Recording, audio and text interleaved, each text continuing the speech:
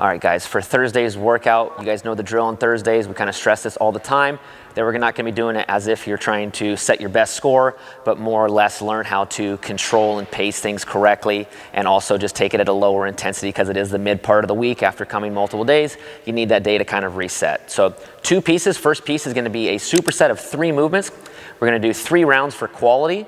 Not a ton of rest in between, but just basically moving throughout, again, with good technique, good quality. And what it's going to be is you're going to do 8 barbell rollouts. And in the videos ahead, you'll be able to see what that looks like. And we'll give some scaled options as well in the videos this time. And then after that, you're going to do 10 bent over rows with a barbell. And then finish off with 12 skull crushers, okay? So a little bit of a push and pull along with a core exercise for those 3 sets for quality.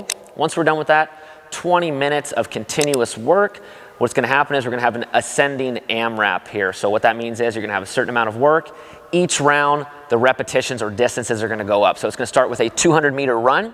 Once we are done with that, you're going to come back 20 kettlebell swings and then 20 plank shoulder taps. And again, the videos ahead will show you guys that. Not a movement that you might all be familiar with. Then in the second round, we're going to go up to 400 meters of run. Kettlebell swings will always be 20 when you come back off your run. That's the only thing that doesn't go up. And then 40 plank shoulder taps.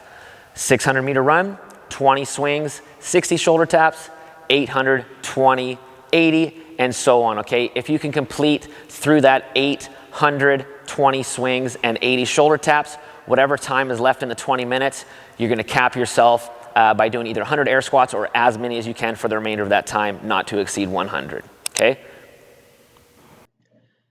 We all know that Thursdays, there's nothing really sexy about these workouts other than me doing hip thrusts on these kettlebell swings here. But just notice that my chest leans over, keep my arms straight. I'm not pulling with my arms. I'm just using that powerful hip hinge.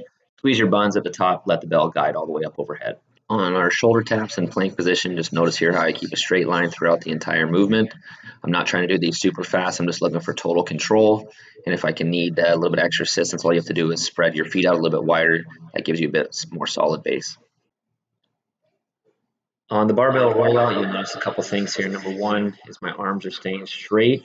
And then number 2, you look at my stomach and low back area, it's maintaining a straight line. There isn't any excessive bending as I go out there.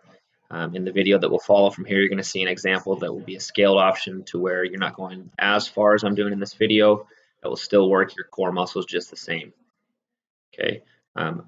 Either variation that you're doing, let's just make sure that we're rolling out and pulling back in a controlled position. We're not trying to go too fast, and that ensures that our core will be in a nice maintained position. I tried showing what would be a incorrect rep, but my core was just way too strong for that to happen, so I don't have any video of that. On the bent over row, again, kind of similar like with the barbell rollouts, trying to maintain a really neutral spine so we're not doing any arcing. And then we're also not using any added momentum from my back or my legs to help generate speed onto the bar. This is simply pulling with my arms and pinching with the shoulder blades at the top of each rep. Okay, notice the control all the way back down so it doesn't pull me forward, and then you can go fast on the way up. On the skull crusher, I want you to notice that my bicep and tricep portion of my arm are in a fixed position, and then I am simply bending at the elbow, lowering to my forehead before extending up to a locked out position. The answer to your question, Kay, no, that is not a shirt that's small from Baby Gap. If you came in and worked as hard as I did, you too could fill up your sleeves one day. Dream big.